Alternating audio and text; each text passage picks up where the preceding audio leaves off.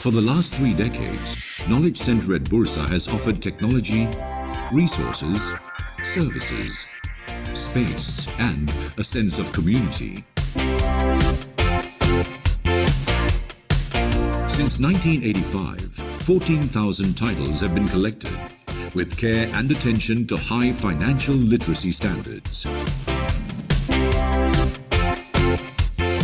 In collaboration with a global community of institutions, we ensure access to the world's diverse intellectual and cultural economic heritage, as well as fast online services for connectivity to the financial world.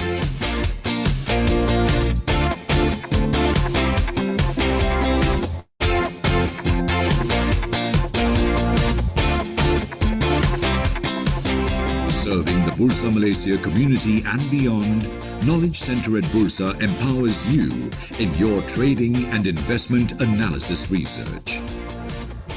Financial information at my fingertips. Visit Knowledge Center at Bursa Malaysia today for the collections, for the services, for the sense of community.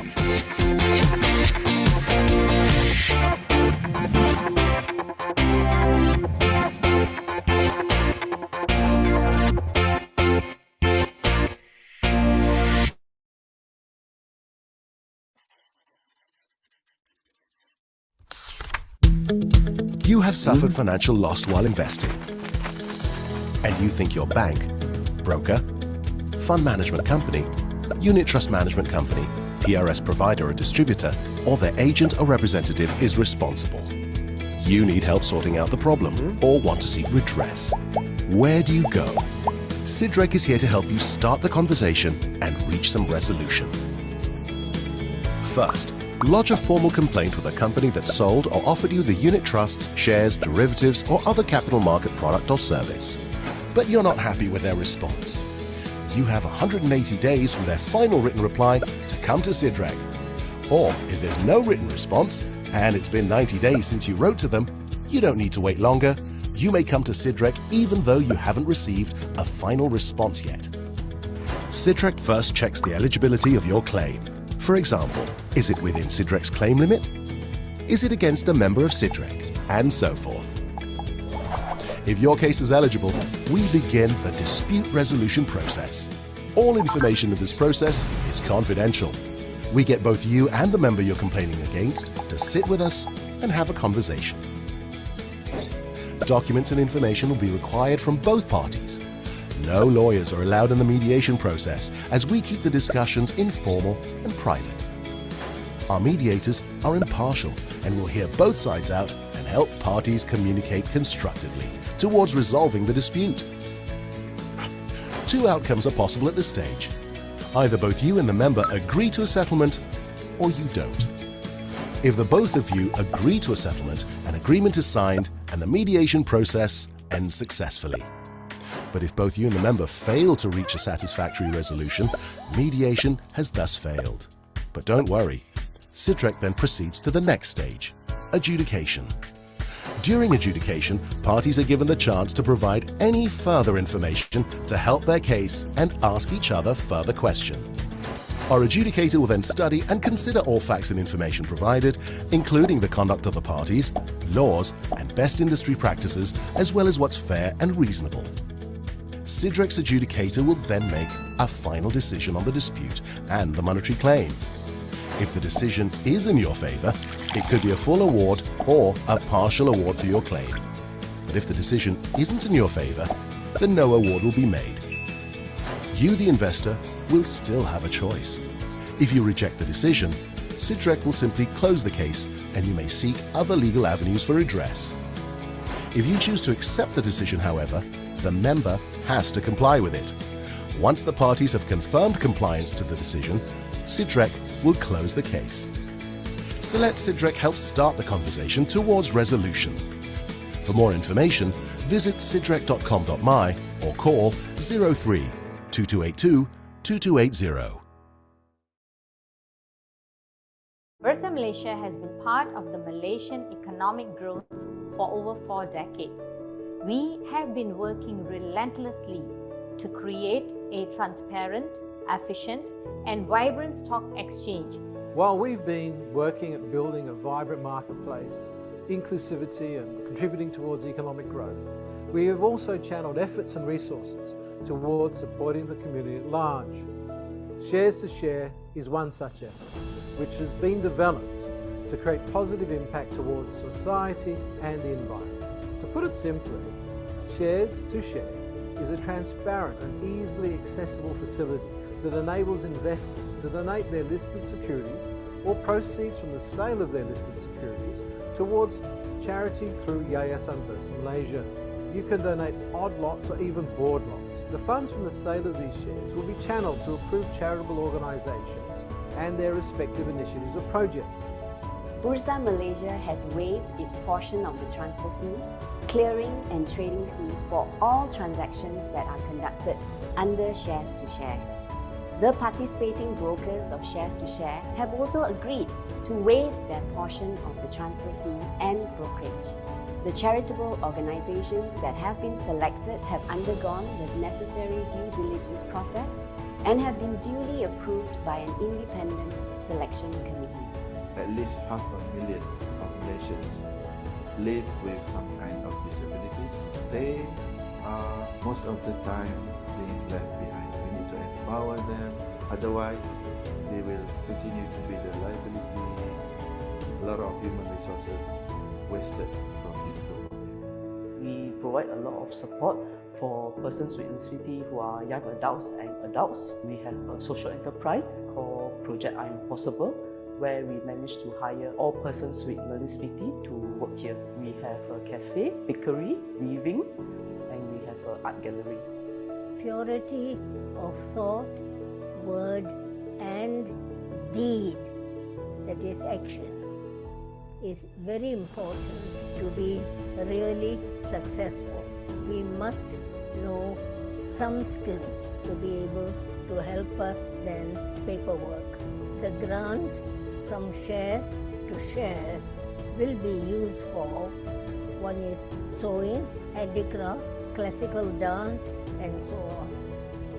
Our patients have to be fed, they have to be looked after. We look out for any sort of disease they might develop, and also those unforeseen circumstances. Thanks to Bursa's initiative, we can be a little bit easy on our patients and their family members.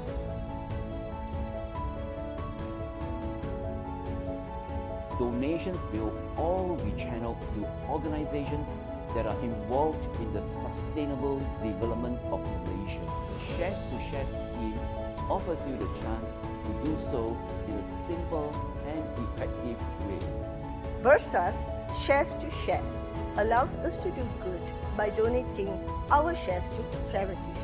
You join us in making a difference to the society by donating your listed shares.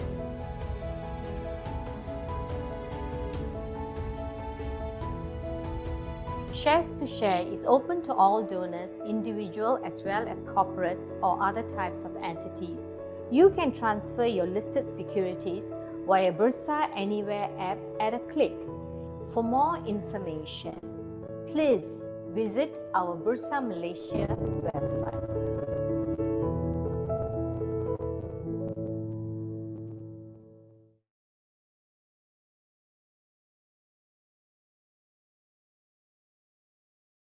Hello everybody, welcome to today's webinar brought to you by Bursa Malaysia and managed by our company LifeChamp. Our webinar title today is Complement Your Property Investment with Real Estate Investment Trust. So welcome everybody, my name is Shen Chu, I'm the moderator for this webinar. Now, how many of you here are already a property investors? You may type 1 in the chat box if you are already a property investors. Okay, let me know if you already invested in properties before. Wow, there are many of you here who are already an investor in property. Now today, we're going to talk about an alternative way for you to invest in property through real estate investment trust and how you can use it to complement your property portfolio. So disclaimer, whatever we share in this webinar is only for educational purpose. So in no way that we give any recommendation for you to buy or sell any listed securities that we mentioned here. If you decide to make any investment decisions, you're 100% responsible for all your investment risk. Allow me to briefly introduce our speaker today. He graduated with a bachelor degree in finance and investment, and he also completed the CFA program on 1 and 10. Over the 5 years of investment experience, he has a focus on trading Malaysian and American stocks, commodities, index futures, and by applying fundamental technical analysis. He has over 2 years of investment teaching experience to over 500 students, and he is also an expert in wealth management and financial planning. So it's none other than Mr. Debo Chua. Debo, how are you today? Hello, Shane. I'm good. Thanks for having me. Yeah, good to have you here in our session. So without further ado, let me just hand over the session to you. All right, sure. Just a while. I'll share my screen right now. Okay.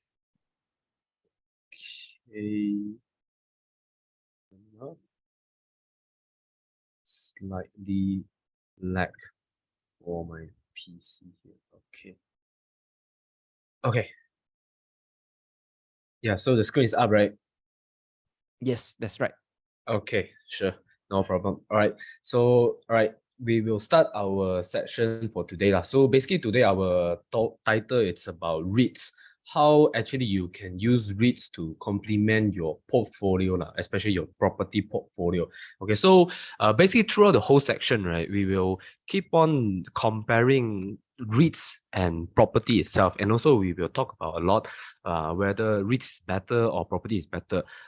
So the whole section of it, the learning outcomes. So first of all, we will have what is REITs, of course, and then we will talk about what does REITs have. Okay, basically it means that what are the advantage that REITs actually have as compared to properties.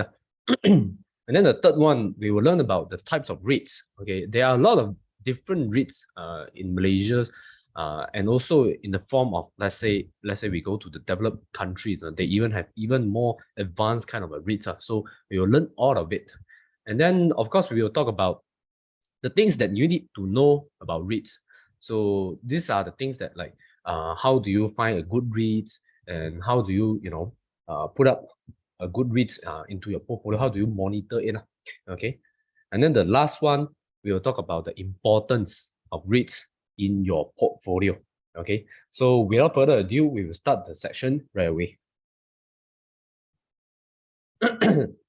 Okay, basically, before we start the section about REITs, right? So most of the time, I think whenever we have an idea to invest into property or REITs, this kind of asset, okay? So what does this kind of asset actually gives us? Definitely, it's not about the big, capital gain or the prices goes up and you earn a lot by buying and selling. Because to be honest, property investment, the best thing about it is, of course, first of all, if let's say you are already invested in properties, you know that you have the best thing if they have leverage. So for example, you get 90% of the financing. And then the second thing, it's basically the passive income. So we call like you do not have to work or do not have to even put up big efforts every day, daily concentration into the work, then they will just generate income to you already. So this is what we call passive income. And then the best thing about it is like if you have passive income, and especially for the guys that actually at the age of nearing to their retirement, so this will then help you to really manage about your cash flow and then to achieve the financial freedom. Okay, so basically REITs, right? REIT investment, it's the best passive income asset that I would say it's very suitable for a lot of people. Maybe not to the young one, because the young one always they like to have the big risk, the aggressive risk. But passive income at the end of the day, when we reach to the age of like retirement age, we should start to have passive income. Then it will help us in terms of retirement and all these things. Okay, so basically REITs, we will focus on passive income, stability, sustainability, all these things. So first of all, we'll talk about what is REITs. Okay, so REITs, the full name of it is, of course, real estate investment trust. Okay, this is the full name. But basically, to be exactly the meaning of it, so REITs is actually, yes, it invests into properties, but it has the, I would say, the characteristics and the features of a unit trust. So this is what we call like investment trust. Okay, unit trust as in like mutual fund and all these things. The one that you know, that public mutual and all these things. Why? Because REITs, it is a pool of assets, pool of properties assets. Okay, real assets. That is a pool of it, and then they actually what we call securitization. They securitize it into smaller chunk of shares, and then give it to all of you. So the investor that buys into this kind of REITs, they actually own all these assets, all these real assets all together, but probably just by proportional. Okay, so this is what we call the simple definition of REITs. Okay, it's typically two things together combined. One is real estate, another one is unit trust, using the features of unit trust to build up into a fund. So this is what we call REITs. Okay, so as I say here, a REITs is a trust. Okay, so it's a trust, it's a unit trust assets class that is actually owns income producing real estates. Okay, they do not have any specific business, meaning to say they do not have like I'm manufacturing for furnitures or I'm manufacturing for computers. No, they only have property management. Okay, so typically their assets, their trust is just to own all these of assets and also to manage them. Okay, making sure that their assets is actually in good shape. Okay, and definitely REITs, they are traded in stock exchange. Okay, so if you want to buy REITs, you have to just open up your Bursa account, then typically you can straight away buy REITs already. So they are in stock exchange. So example of REITs, they have different kind of assets. So typically we can have like many types of real estate, be it like residential, retail, commercial, office, industrial, warehouse, and all these things. So all these things will then classify as different types of REITs. Okay. And then the structure of REITs is also, as I said, it's like almost like a unit trust. So this is the shape of it. Like first of all, we are the unit holders. Okay, we have the investment, we have the money. We give the capital to the REITs. Okay, there's no the REITs, they will have all this REIT manager as well. Okay, and then they will use our capital to go and buy properties. Okay, so definitely the properties, they will give up rental income to us, and then the REITs manager, they will then give us the dividend. It's what we call distribution. Okay, in this term, we do not call it dividend, we call it distribution. Okay, so then it forms a simple picture of a unit trust, something like that. Okay. And then definitely the millionaire questions is always this: why do we go for REITs instead of buying properties? Okay, because as we know, properties, you just buy a property, buy a residential, and then you rent it out. You will get rental as well, and you're getting monthly rental as well. Okay, even more frequency, right? Because REITs, as just an idea for you all, they do not give distribution, they do not give the dividend every month. Okay, because it's almost like a stocks, almost like a company like that. They will give the distribution probably like maybe every quarters. Okay, maybe sometimes they change their policy into like half a year, something like that. Most of it they will every quarter. But if you buy a property straight away, you get monthly rental, more frequency, right? Okay, easy cash flow also, more better. And then also property, they grow better in value also, right? Because REITs doesn't seem like grow in value. They always like just stagnant only if you look at the risk price. But the following slides, I will then show you what kind of advantage that REITs actually have as compared to physical property itself. Okay, so basically REITs, as we all know, passive income, definitely passive income for freedom. This is definitely the thing that REITs, they also have. They will have the rental as well. So they receive rental every month from their assets, and it's managed by the REITs manager. So this is the similar things, the common things that REITs and property they have. But what about the difference Okay. So the first difference that REITs actually has, it's the diversification of assets. Okay. Meaning to say, if you imagine today, you have a huge capital, let's say 100,000 or 200,000, you're planning about whether to buy property or REITs. So to buy a property, okay, definitely maybe you are buying like millions properties, so like 1 million or 1.2 million, something like that. So you have to put up deposits, okay. So the deposits you put up like 100,000 or 200,000 for it, and then at the end of the day, you will then own the properties. But the property, it will be just one property itself, okay. What if like something happens? Maybe the management is not that good. They do not take care of the properties. Maybe it's like a condo, but the management is not good. They make it so lousy. They make it so many rules. At the end of the day, they don't take care of things as well. So your gym become like rosa, everything like bad condition. So this will then turns your property value down, because it doesn't give you an advantage anymore. So you will then at risk. Your investment will then at risk, and it will be harder for you to rent it out. But then for REITs itself, because it's a diversification of assets, they usually, one single REIT, they own many different kinds of assets. Maybe they own properties in terms of residential, they own a mall as well, they own an office as well. So altogether, even we are saying that, oh, the property market is very bad, residential property market very bad, can't sell anything, property cannot sold. But then we have office also. Maybe the market is growing good in the office market. Then your office rental, you are getting more and more. So you are getting better and stable rental as compared to property. Okay, so this is the first competitive advantage that REITs actually have. Okay. And then the second advantage is, of course, small capital. Oh, sorry. Small capital, you can own big things. Okay.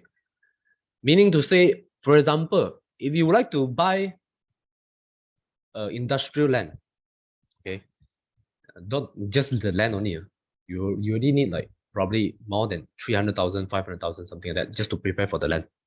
Okay.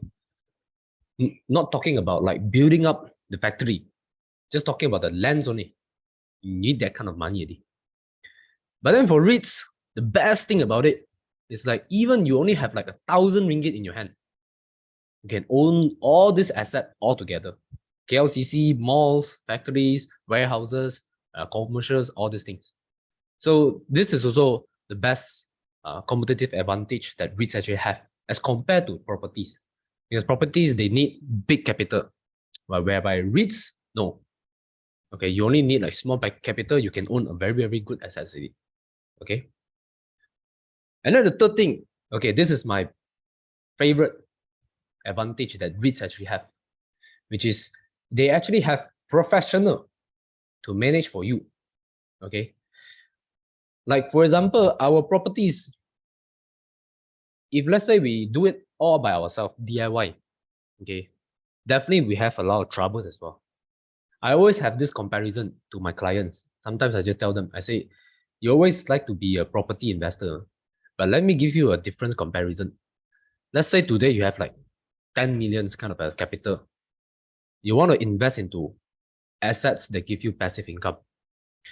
10 million put into these properties itself, you will be very troublesome, you will be very headache, because every month you'll be just busy going there, collecting rentals.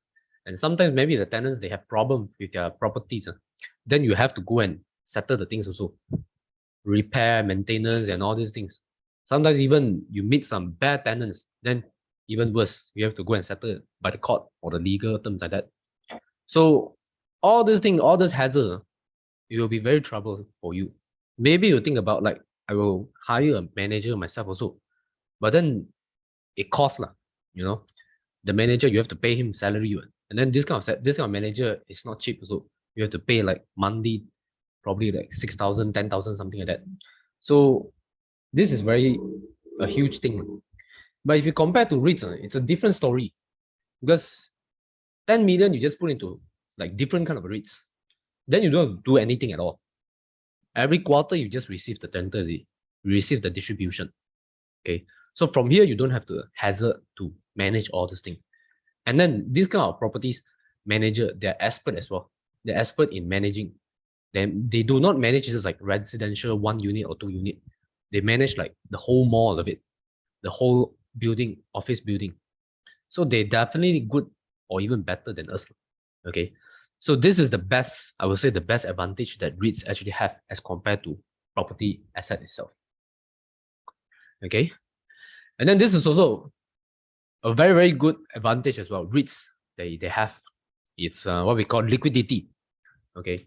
So the same scenario, the 10 million that you invest into property, once you invested, you're waiting for passive income. But what if one day suddenly you found out that there's a business opportunity, you wish to liquidate probably like 2 million of it or 3 million of it. So using properties, it will be very hard for you to liquidate it because you have to sell, put up sell, find the right buyer. But for one property, you want to find the right buyer, probably takes like months or so. Even the process itself also takes months or so. So definitely this is very headache for the owners. But through REITs, it will be a different story because the REITs market, they always have volume, they always have liquidity for you to just buy and sell. Very easy. 1 day, 2 days settled. So you need like 2 million, 3 million. Look into your properties, look into your REITs. You can just put up sell order, and then within like maybe 3 days, 4 days, you're able to get your money back already. So this is also the best thing that REITs have as compared to properties. Okay. So all this advantage altogether, definitely we can say that REITs, they have better risks as compared to properties because it's very easy for you to manage and it's very easy for you to handle situation with REITs. Okay. So as I say just now, okay, REITs is relatively stable income producing assets as compared to properties. Okay. In property investing, you bear all the risks yourself. You have to settle everything. Okay.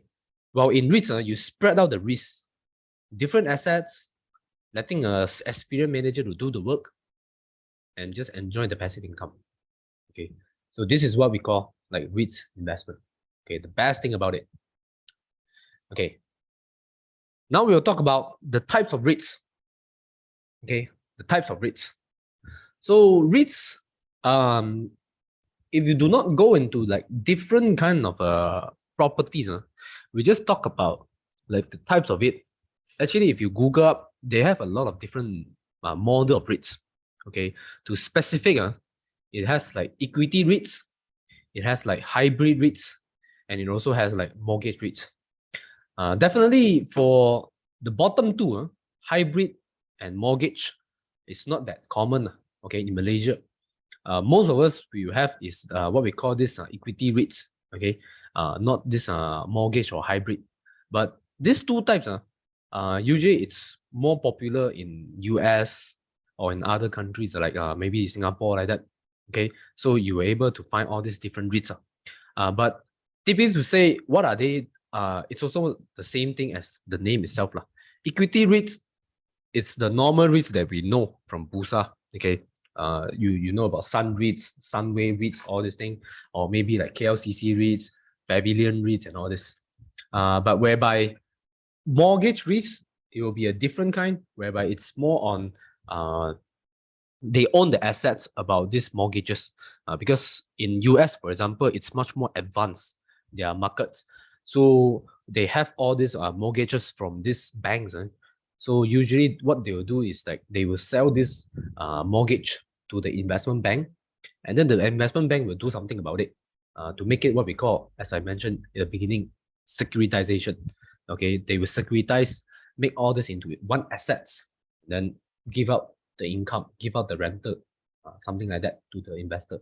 Okay, hybrids is the one that actually owns both of it. Okay, they invest into properties, real estate, okay, as well as the mortgage. Okay, so this is what like mortgage and equity REITs. But for today, definitely we will just focus into equity REITs. Okay, equity REITs is the one that in Malaysia, in Busan, Malaysia, most of it, everything, all of it is equity REITs. Okay. But if we look into equity REITs, right, they have a lot of different types of it. First of all, we have commercial REITs, okay, and then we have industrial REITs, healthcare REITs, retail, hospitality, residential, data center. Okay. So as I mentioned here, the name of it will be then the REITs type lah. Okay. But then they also have different kind of a risk level lah, definitely. So for example, just to give you guys an idea, industrial REITs will be the one that always what we call go together with the economy. Okay, meaning to say, like for example, our economy, our Malaysia economy, it's all about export and import. So definitely, if let's say Malaysia export is booming, right, then you know lah, industrial REITs is the one that will grow more and booming lah. Okay, so industrial REIT, they have like warehouses, manufacturing, industrial business park, and all this. So in Malaysia, we do have industrial REITs. Later, I will point it out for you guys. Okay, and then we also have like healthcare REITs as well. So healthcare REITs is much more like the one that involved into hospital. Okay, like KPJ, all this. Okay, as well as like living wellness and all this, nursing homes. So typically the properties of healthcare REITs, it's much more defensive lah.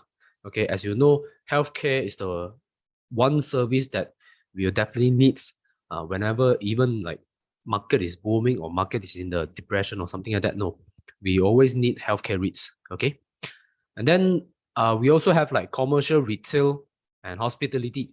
Okay, so this three is much more on the it's also slightly similar to the industrial REITs. It's more on like the commercial, like the shopping mall and all these things. Retail REITs, commercial is more office, sorry, not the shopping mall. Retail one is the shopping mall, like for example, your pavilion REITs. Commercial REITs, for example, is your KLCC. Okay, so these type of REITs, they will have different business trend then. For example, commercial REITs, the offices, they have in this time, I mean, like for example, our post-pandemic era, we have a lot of different business. They start to have work at home, work from home culture. So because of this culture, to be honest, office REITs, it's getting not that advantage, okay, not that powerful anymore, not that competitive anymore. So commercial REITs is much more like right at the moment, it's much more having the lower price like that. Okay, so retail REITs is more about like the shopping mall. Okay, so this is the one REITs that actually they usually have. We all easy to understand, like for example, Mid Valley, Pavilion, and all this. Okay, hospitality REITs, this is about hotel. Usually it's very bad during the pandemic time. Right now it's on recovery. Okay, pretty good as well. Okay, recent performance.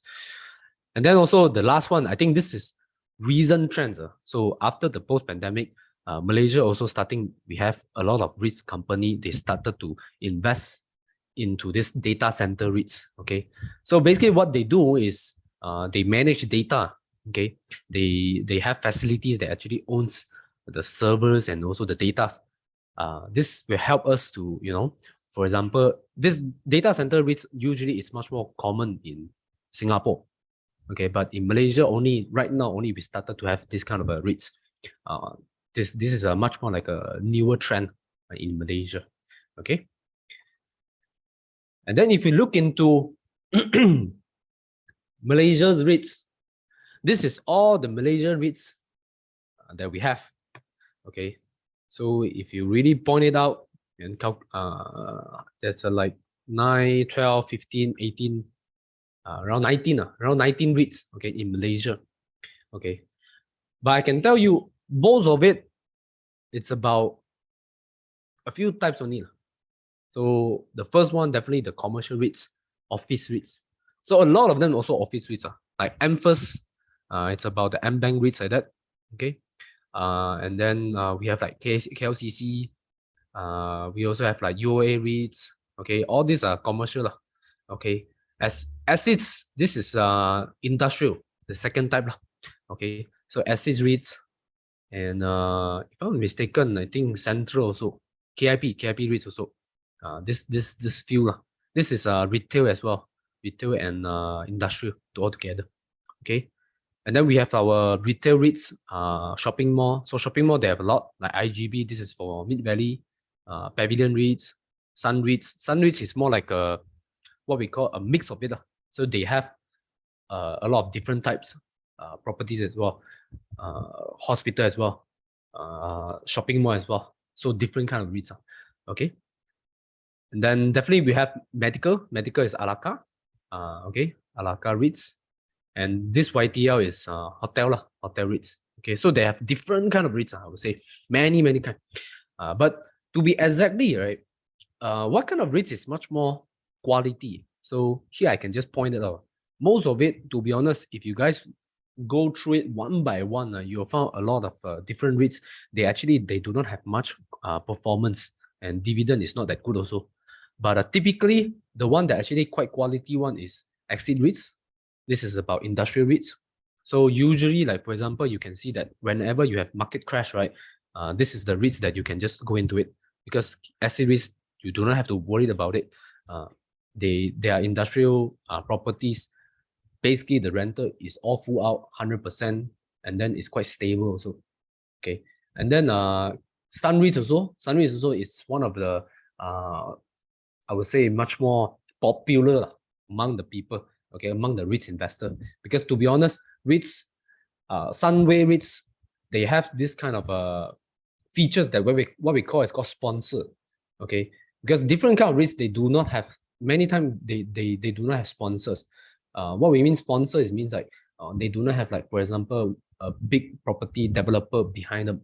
Okay, which the developer, they will always keep on finding new projects and finding new assets. Okay, so once they build out the assets already, what they can do is they will just sell the asset to the REITs. Okay, and from here the REITs were able to receive more rental, and then for you guys as an investor, you're able to receive more distribution.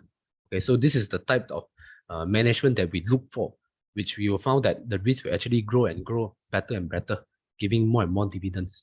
Whereby, like for example, KLCC, although it's a very quality REITs, the office is basically occupancy rate very high as well. It's a good REITs quality, and basically their rental, their tenants, all of them are like international companies. You're not worried about it. But to be honest, KLCC REIT, it doesn't have growth anymore, because they do not have like acquiring assets. They do not have a sponsor behind them.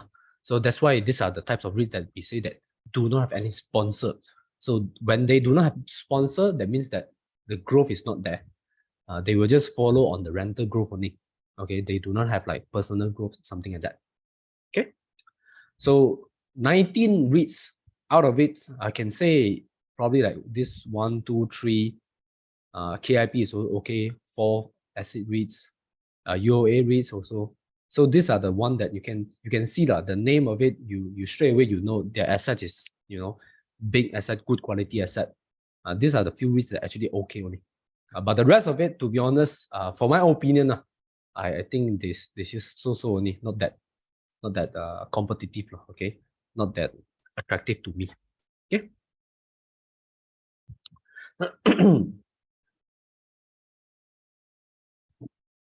Okay, I can see there are a few questions here. Let me look into it just for a while. Okay, I think first question is about REITs under Bursa is really good enough to hold long term, as my REIT portfolio are underperformance except IGB and Sun REITs.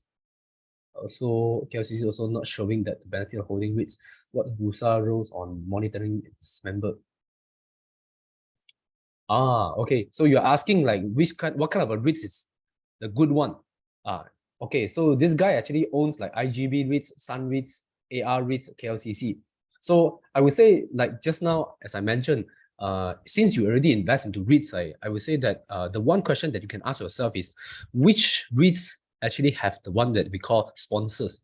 So you see your IGB REITs and Sun REITs, okay, IGB also not that, the sponsor is not that active, okay, although they keep on building assets, but their sponsors not that active at building even quality assets and sell it to IGB. Only Sun REIT, I would say the sponsor is much more active, providing like just, I think like last 2 years, they provide medical REITs, okay, medical, Sunway Medical to the Sun REITs. Okay, so this is what we call like having a sponsor. Okay, having a sponsor that actually keep on building assets, building for you. Okay, so and then you were able to receive the growth lah. So this kind of REITs is much more better as compared to, like as I mentioned, the KLCC. They do not have any growth. So even you're holding it, you're earning the dividend, yes, but do not have any growth lah. Just normal dividend, 6%, 5%, something like that only. Okay. And then the second question is, even property counters just listed on Bursa recently also dropped more 30% after IPO. What's the benefit to continue to hold on KLCI? Yeah, basically I agree about that also. As you can see, this is a different question. Property counters is having a different trend. Okay, so as compared to REITs, properties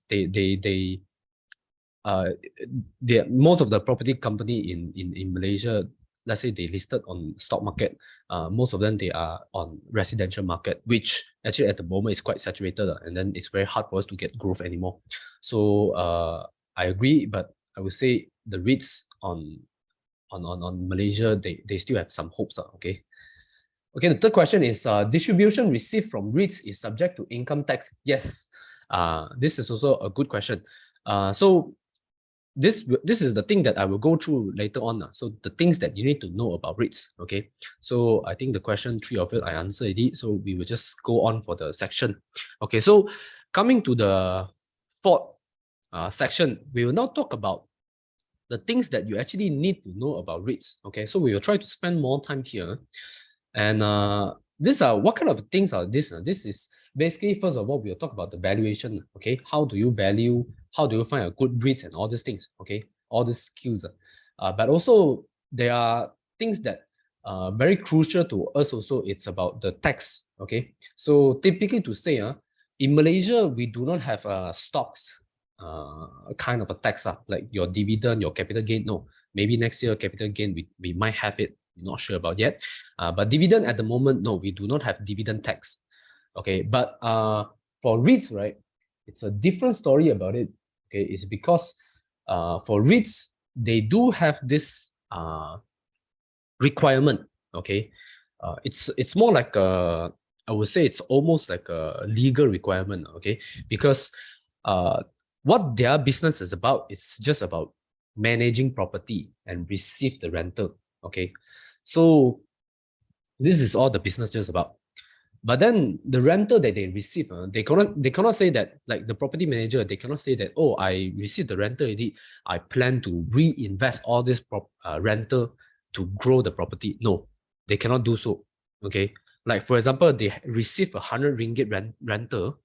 What they can do about it is just to pay off the expenses, to pay off the manager, to pay off the workers, the employees, and all this thing. To pay off the trustee fee as well. And after all the expenses, the crucial expenses, 90% of the income, 90% of the profits, they have to distribute it to the shareholders, okay, to the REITs investor, 90% of it. Okay, this is like almost a must thing, okay, because if they do not do so, just for 1 quarter only, then they will start to bear the tax. Okay, they will start to have the tax. Okay, meaning to say REITs itself is actually tax exempted only if they keep on providing the 90% of the income as dividend to you all. Okay, so as long as they keep on doing that, they will stay tax exempted. They do not have to bear the tax. But then you see, the profit, the REITs itself, they do not pay the tax.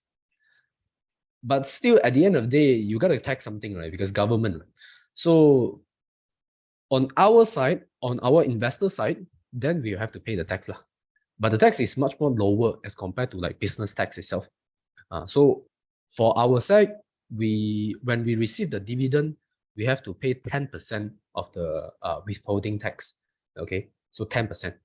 Okay, so typically, whenever you invest into REITs, for example, let's say they are REITs, they have dividend yield of 7%.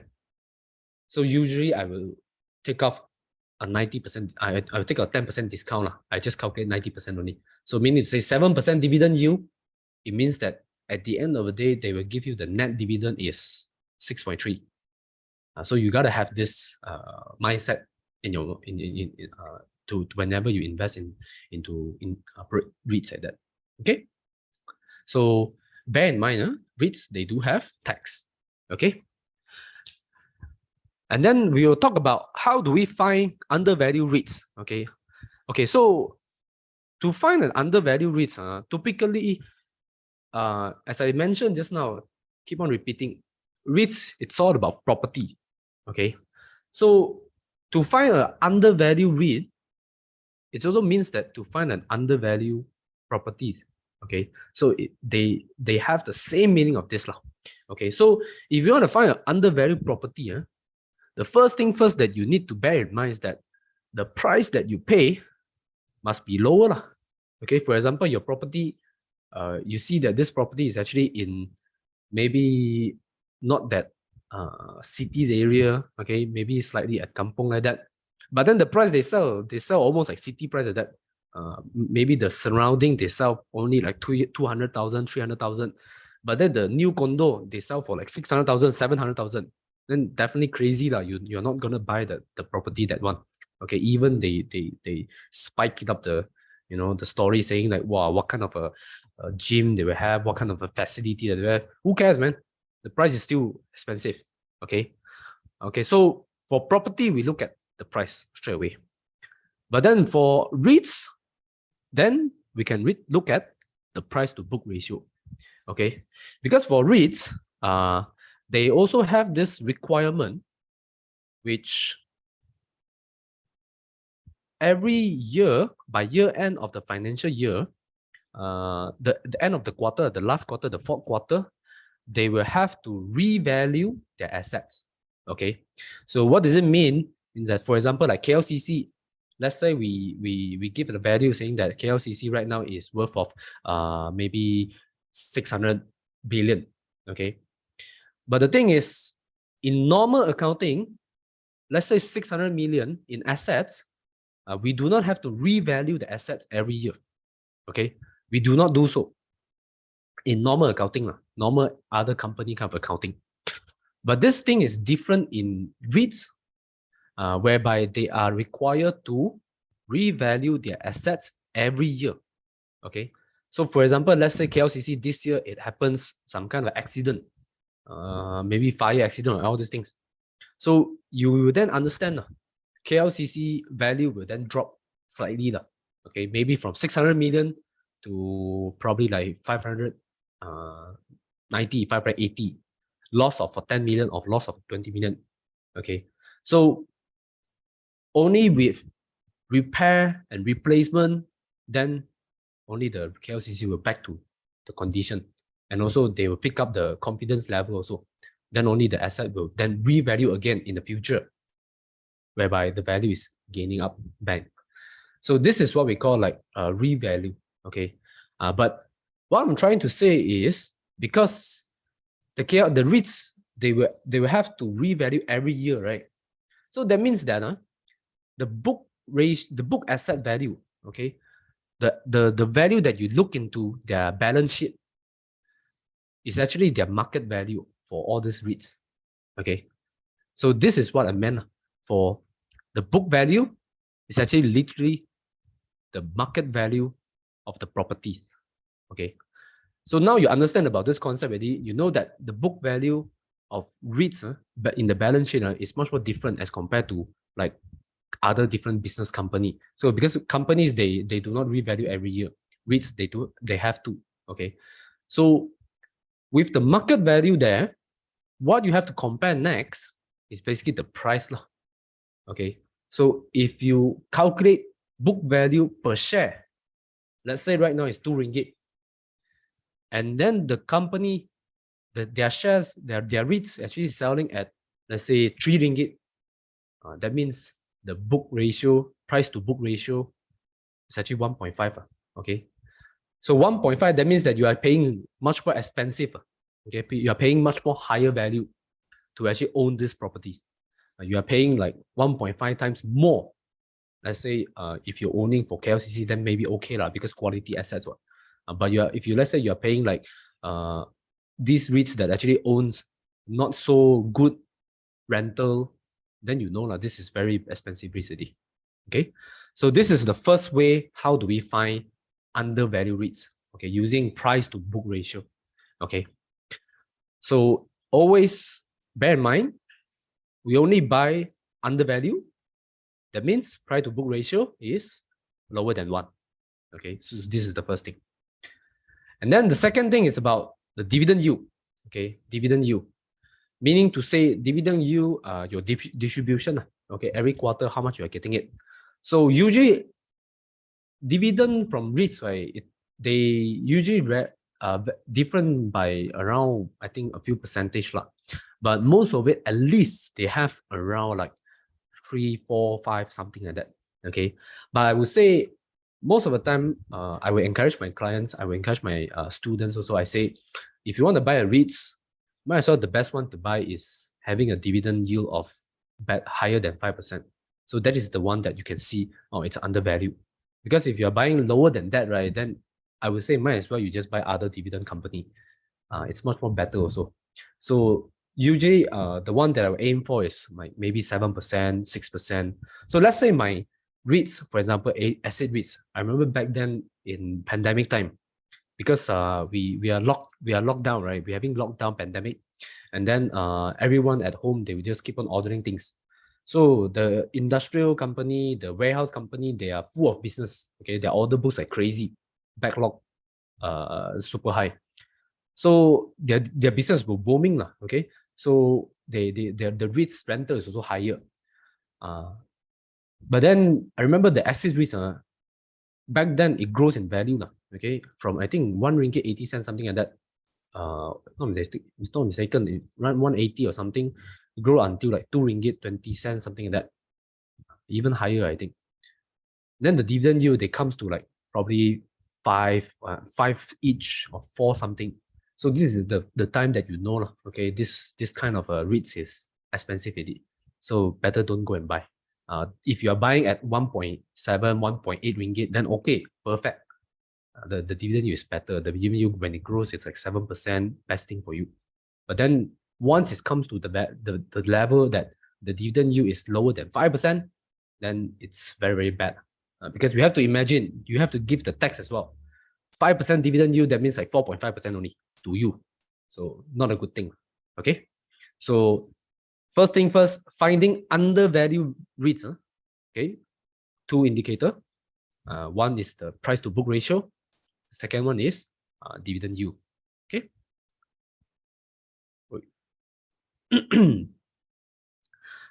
Okay. Finding undervalued REITs. It's about looking at the market value, looking at the valueness. But then, how do we find a good REITs? Okay. What about whether the REITs is quality or not? Okay. Usually, I will then give out 3 indicators. Okay. Although there are more, but in today's session, let's talk about the easy way. Okay. So these 3 indicators: occupancy rate, rental yield, and debt to asset. Okay. So how do we find all this data? Okay, actually it's very easy. Look into their annual report. Okay, you go to Bursa Marketplace or KLSC Screener or i3 Investor, whatever different kind of platform you have. Go into that, look into their annual report, try to read on. Then you will see all these terms: occupancy rate, rental yield, and debt to assets. Okay, so first thing first, occupancy rate. So definitely, for example, you own a condo. You want to have the condo that actually rent out everything. Okay, the occupancy rate is higher than 80%. If you're having properties that actually having occupancy rates maybe 70, 60, for example, MREITs, MFirst. I remember that one REITs MFirst, right? They always have dividend REITs, probably like 7, sometimes 8, 9%. Crazy. So as I say just now, right? Undervalued REITs, what? Dividend yield higher than 5%. But then, is it a good REIT? No. Because if you look into their occupancy rate, yes, they have like different kind of office, but I think only one or two is occupancy rate much more higher. But the rest of it is like what 60, 70, something like that. Okay. So that is how you identify whether this is a good REIT or not. It's, let's say it's less than that. Oh, very, very, very bad. Because that is not the one that you wish to have. Okay. And then the second thing, occupancy rate, it's about the stability of your rental. But then if you want to have your rental keep on growing, at the very least following the inflation, then you have to look into the rental yield. Okay. So usually I will look at rental yields that actually higher than 5%. Okay. So rental yield, definitely you look into the annual report, they do not straight away stated there saying that, oh, my rental yield is how much. No, you have to calculate yourself. So how do we do so? Very easy formula. When you look into their annual report or quarter report, they will have like net property income and revenue and all this thing. So they also have investment properties, meaning to say the market value of the properties. So what you do, you just divide it, net property income divided by the investment property, just like how you do for your property as well. For example, your property, you receive rental every month, 2,000, and then your property's value maybe like 500,000. So what you do, you should just put up annual rental, 24,000 divided by 500,000. Then you will get the rental yield. Okay. So definitely you try to look for rental yield for higher than 5%. Okay. Why? Because that means that this company is actually doing a good job to maintain the quality of the assets, to maintain the quality of the real estate, and it can give out a higher rental yield to you guys. Okay. So if you find that the assets is actually providing only 3% or maybe close to 4%, then not that well. You know that means their assets, right? Maybe the manager is not doing a good job. Okay, not doing the right thing to try to attract more tenants, and the rental yield is just competitive, hard to play around. Okay, so always we will look for rental yield that is higher than 5%. Okay, this is a key thing as well. Okay, and then the last thing, it's about the debt to assets. Okay, but this one usually I do not put too much of emphasis.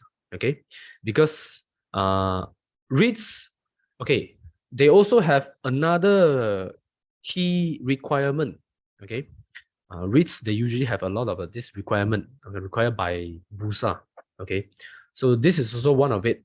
The debt to asset should not more than 40%. Okay, it used to be 40%. Right now, I think I'm not sure whether they changed it or not. During the pandemic time, our Bursa Malaysia, they actually allowed it up to 50%. Okay, 10% buffer. Okay, but I would say the best will be just following the traditional level will be better. Okay, not more than 40%. Okay, meaning to say your total borrowing divided by all of your asset should not more than 40%. Okay, this is required by law.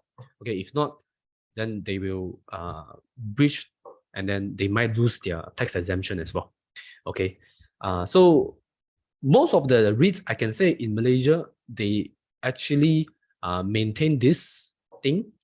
But I do come once in a while, I do come along see that some of the REITs, they actually have higher than 40% level, maybe 43, 45, something like that.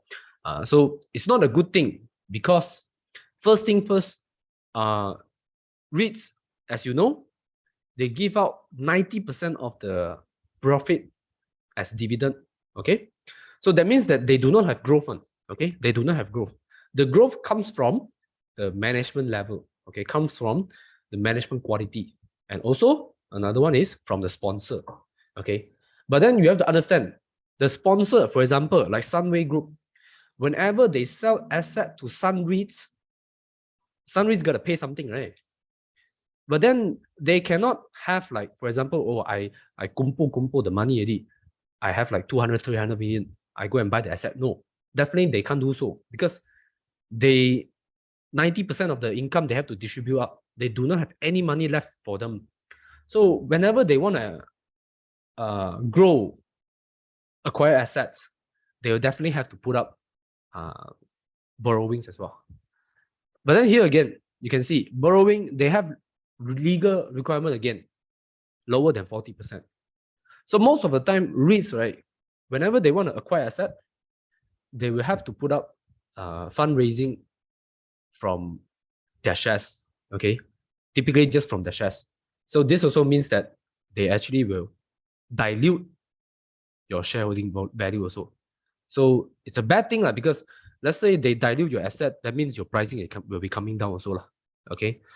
So if you come along this REITs that actually have debt to asset higher than 40%, then it will be very bad because you know that the dilution will be even higher because they do not have room to fund from the borrowing, fund from the the banks and all this thing. Okay, so typically we'll try to find the debt to assets lower than 40%. If 40% also okay, don't worry. Just not to more than 40%. If it's more than 40%, then it's a bad REIT, not a good sign. Okay. Diba, I just want to add on that the SC requirement is below 50%. 50%, right? That means they less not than yet 50%. not yet changed. I think because I remember they changed it during the pandemic time. It used to be 40%. Right now it's 50%. Okay. Okay. So this is the thing that I mentioned just now. So REITs are required to pay out all the profits as dividend, okay, 90% at least. But most of it, you can look into the REITs annual report. They usually pay out like more than 90%, 95, sometimes 98%, something like that. And then to maintain tax exempted, but for investor, we have to pay 10%, okay? But bear in mind, because of this thing, okay, it's a good thing because they pay you dividend. They pay you 9%. They confirm the dividend, okay? But then bear in mind, if you want to invest into REITs, they do not have much capital gains because for them to really improve the share price only coming from two sources. One, from the sponsor. Two, from the management quality. Okay, so if you really want to look at the best REITs, I can say at the moment, Sun REIT is the one. Okay, Sun REIT is the one that actually I can see a really steady growth. They have the sponsors. They also have the quality to manage as well. Okay. Okay, we will then come to the importance of REITs in your portfolio. Okay, so why is it important for you to include REITs into your portfolio, especially your property portfolio? Okay, so these are two things. First thing first, stable passive income, and then risk diversification. So stable passive income, REITs itself, it's like a FD, okay? It's like a property replacement, okay? So instead of putting all the capital into FD just to save money, right? Or maybe just into properties, because usually I think in Malaysia, it's very special case because all of us, I think from our family, our parents, from whenever we are small or something like that, they will always try to instill the idea of property investment. So they will say that, oh, property investment is the best one. Try to keep on having, go and study a degree, get a good job, high paid, go to the bank, say that you want to buy properties. What kind of properties? Don't care, just buy. Because along the time, it will grow. But is it the real case like that? But I can share more a little bit. It's about the property markets. It's very different right now as compared to like during our parents' time. Okay, back in like in 80s, the 90s, or maybe 2000s. It's very different. Being said that, because in Malaysia economy, we have gone through the high inflation areas. Okay, we have gone through that areas whereby most of the properties back in the very early stage, right, they are very cheap. But then why actually somehow they experience a huge growth of it? It's all because of inflation. Property, yes, definitely they have growth as well, but so the most important things about properties are it's always about inflation. Like for example, last time you used to have like few cents copy. Right now we have like 2 ringgit, 3 ringgit. Okay, this is what we call inflation.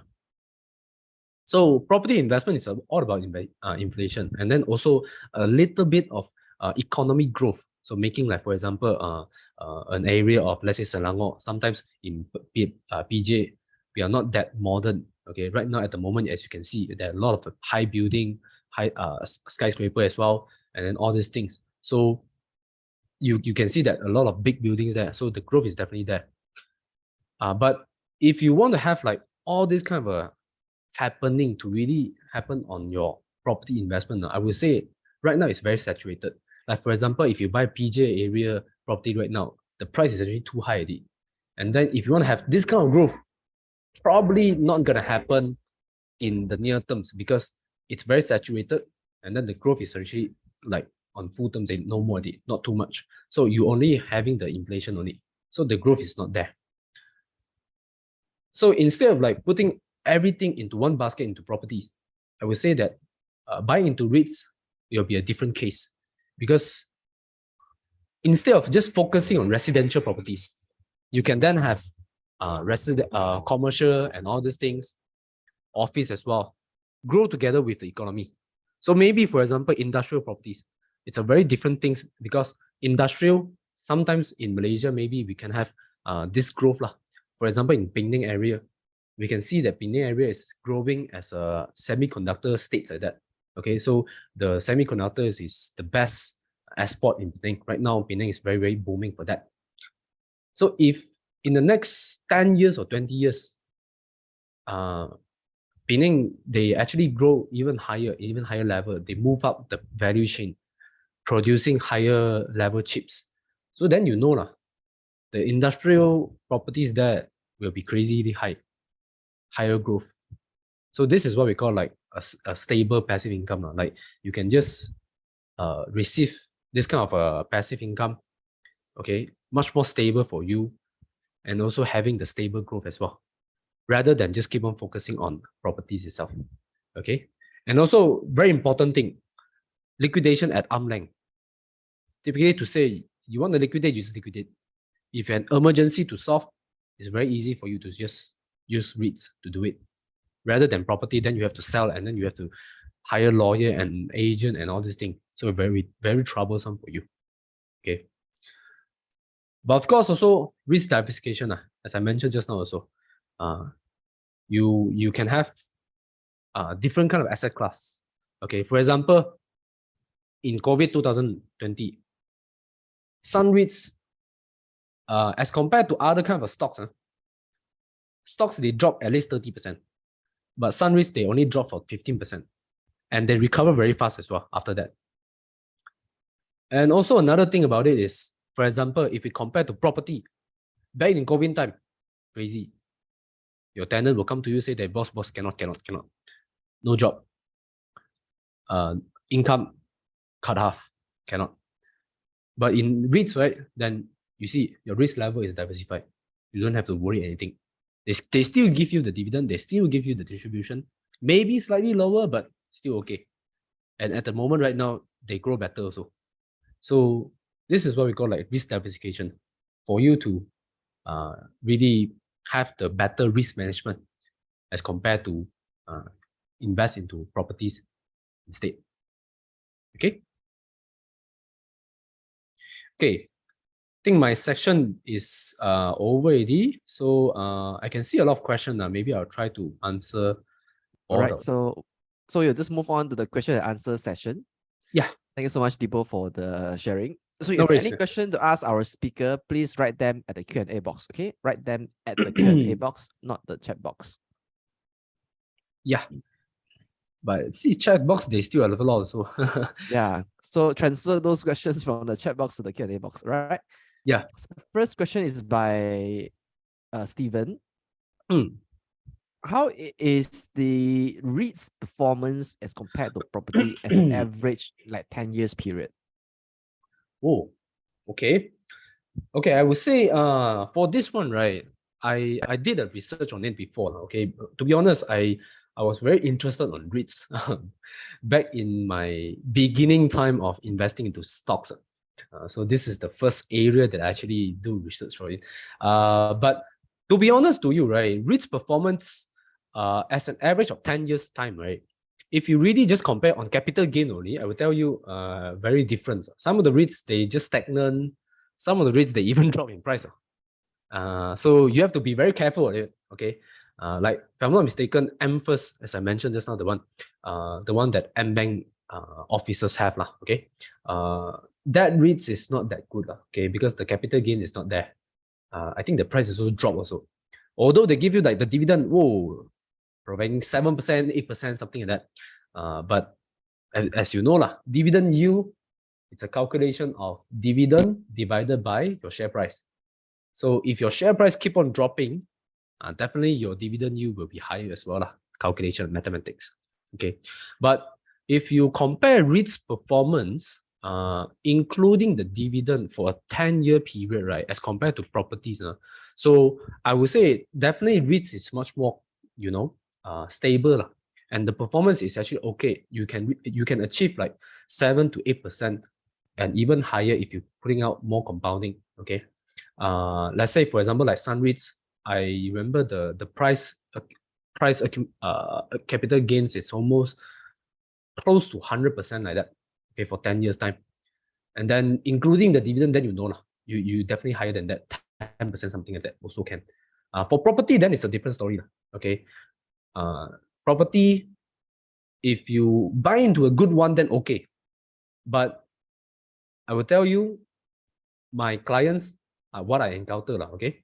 Most of my clients are, for example, whenever they talk about property investor, a lot of people they will be very hyped. They think that property investment is the right one, but I would say not really the case. Like, for example, most of us, we will think about buying property, then we go and buy the developers' properties, like big project, new project, massing or and all these things like that. But I'll tell you, that is the worst one, because just imagine a single condo blocks, maybe we put up like hundreds units of it. Do you think that you are the only one that actually buy and invest, try to rent it out? No. Probably 100 units of it, close to 50%, they are actually investor. They are trying to rent it out as well. And then once the property project completed, the first thing first you want to do is renovation. You will just keep on rushing to the contractor and then try to do renovation. The contractor, they have a lot of business, so they can charge you more. They charge you more from there, and then you try to rent it out. So you have to compete with other people again. Then the tenants come to you, the tenants say that, oh, you put up 2,000 rental, but the next door, they say 2,000, they can give me like a new sofa, a big TV, all those things. They try to request more. So you have to put up more capital. So this is the things that I found a lot of property investors, they have the problem that they face. Okay. So if you want to invest into property, yes, it's a good thing. Okay, I would say property investment is still good. I trust on it. I have a lot of research on it as well. But the thing about it is, try to really do more research and invest into properties. Then only you will have a better return as compared to REITs. Okay, if not, most of the time properties, they will just, my client always complain to me, like saying it's a very huge commitment and a big asset that actually stuck my money inside. So not a good one, something like that. Okay. But I would say, if let's say onto this question, property investment, definitely the performance higher than REITs, but the risk level is way crazy high as compared to REITs. Okay. Thanks, Debo. The next question is, the REITs performance are affected by the market sentiments. So what is your take about it? Okay. This is true as well. Okay. Meaning to say, because REITs itself is also stocks. Okay. So definitely, for example, whenever we have like market crash and all these things, your REITs performance will drop. But I would say stock markets, it's a irrational market. Okay. So typically REITs, as I mentioned just now, their business is just about property management. Okay. So try to have a mindset like that. If next time you found that the market sentiment is bad, right? For example, let's say Sun REITs, the market sentiment is so bad that actually people are selling stocks. They don't like stocks. And then some REITs also affected, come down in price. So straight away, I would say that this is an opportunity lah. Okay, because the easiest way you should look at it is that you should not just look at the price. Instead, you should think about like Sunway, how would the market actually affect them? Is the economy is really that bad, making like the Sun REITs maybe making the property management to be in trouble? Is really like that or not? So if it's not that case, right, then it's okay. Then we can invest. If let's say it is actually economy is bad, maybe some way they have debts problem, finance problem, then it's bad thing. Then we don't want to invest into REITs. So this is the thing that I can share lah. Okay, but typically REITs as compared to others kind of stocks, it's not very volatile also. It's just that you have to find the right REITs. Okay, if you get the qualities one, I would say the performance is much more consistent, not that roller coaster like that. All right, thank you so much, Debo.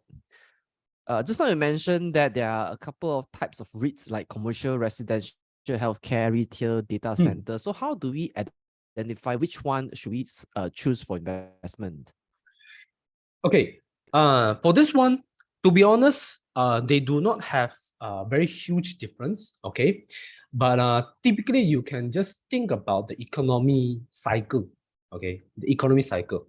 For example, like if you want defensive kind of a REITs, then I would say like healthcare is the one to go, and maybe industrial is also okay. Okay, try to find the good industrial like asset REITs. If you find the bad one, then probably not the one. Okay, if you look at like for example commercial, as I said, commercial is not the right one for the trend at the moment because we still have all this work from home culture and all this thing.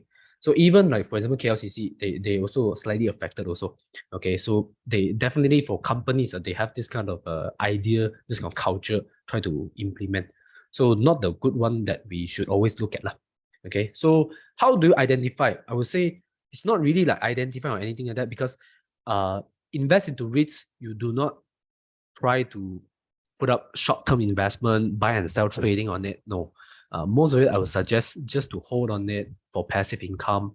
So instead of looking at which types to invest, I would say look at the quality of it, the REITs, whether their occupancy rate is good, whether the management actually managing well, rental yield is high. So all these things is much more important.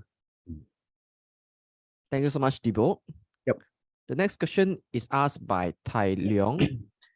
Now, earlier you mentioned that we need to pay 10% withholding tax. So the question here is, how do we pay that? Is it part of the personal income declaration to LHDN? Oh, this one it's very easy. Typically your dividend when they distribute to you, right? Then they will just straight away take off like the 10% tax of it. So for example, let's say they give out per share 1 cent, then they will withhold 10% of the dividend distribution. Okay, 10% of the distribution, and then they will just give out to you like 90 cents, 9 cents, something like that. Yeah, so you don't have to worry about the LHDN things because you definitely paid it whenever they distribute to you. But this is how they work for REITs. All right, thank you so much, Debo. Yep. The next question is asked by Kok Long. Can you talk about REITs, exchange traded funds? Can you comment a little bit about that? Okay, REITs ETF. Okay, so REITs ETF, it's I would say it's the same thing as REITs. Okay, it's the same thing as REITs. It's just more than like for example, instead of like focusing on one REITs or another, it's more like this ETF then means that you hold a bunch of it, okay, hold a bunch of REITs. So this will then gives you even more assets ownership. Like if you, for example, let's say we talk about REITs ETF in Singapore or something like that, then you will straight away own a lot of assets in there and just get passive income. But to be honest, for REITs ETF, right, I would say the idea of whether to invest into this ETF or to invest into a single REITs, it depends on your take, whether you want to trust on the company management quality or you just really want to look at the markets itself. Okay, for example, I come along some of this ETF. They say that ETF is much more better, but for me, I have the idea that saying ETF they will also have more expenses as well. So as compare lah, then the distribution wise, maybe the distribution will be slightly lower. Okay, so you still get dividend. Okay, but definitely maybe as compared to Malaysia's a single company, then the growth is lower as well. But definitely, if you want to go for others country, like for example US, I would say this is also the better way because you do not know, like for example, whether this asset, this mall, this shopping mall is, having a lot of footprint in that area because you are not there, right? So this is also the way that if you invest into different country, then I would suggest going for REITs ETF. Then it's a smart way as well. All right. Nadivo, earlier you mentioned about a few criteria to evaluate REITs. So the next question is, would you recommend us to use price to earnings ratio to evaluate REITs? Okay, price to earning ratio, I would say it's not too relevant to REITs lah. Okay, being said, why? It's because REITs itself, right? If you want to look at price to earning ratio, most of the time we'll talk about the growth of the company. Okay, whether the company is actually having, coming months there will be more order books, new project, and all this thing. So then we have an idea. Oh, the earnings will be growing. So this is how we have the idea of looking at the price to earning ratio lah. But as I mentioned just now, REITs, it's all about property management. Okay, it's all about property investment. So the only thing that you need to care about it is whether you are buying expensive or you are receiving the sufficient rental for you. Okay, so that's why I would say price to earning ratio is not too relevant for REITs. As REITs, we do not expect like, oh, huge rule coming or here and that. No, we do not do that. We only look at the price, the undervaluedness, and then the rental. So price to book ratio and also the rental yield. So these two things will be much more important. All right. Could you tell us a bit about how does interest rate impact the performance of REITs? Okay, so this is a very good question. Okay, I remember back in late 2021, I was telling my client also, I was saying that REITs, if you guys still own it, try to not buy too much at the moment right now. Okay, because moving into 2022, we have higher interest rate and all these things, then it will be a bad thing for REITs lah. But okay, to comment on this interest rate things, right? It's not to say that when it's higher interest rate, then it's bad for the REITs with the borrowings, okay? Because as I mentioned just now, the SC requirements is 50% of the total assets.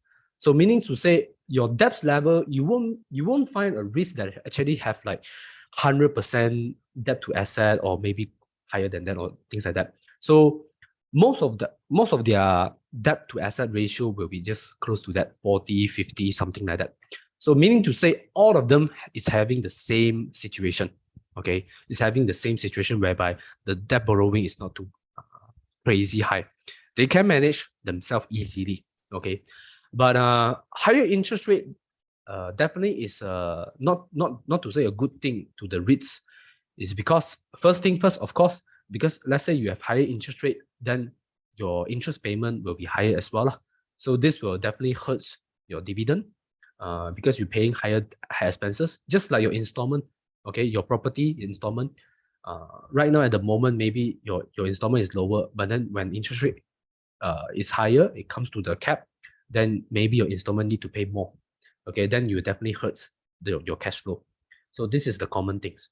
But second things is the one that REITs will have disadvantage as compared to properties, which is if our interest rate is higher, then you will see the share price of the REITs may be affected easily.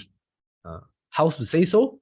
Because you have to understand, REITs, their dividend maybe is close to 5, 6, then it's a good one. But if you come along, this REITs, they're actually having 4% REITs, right?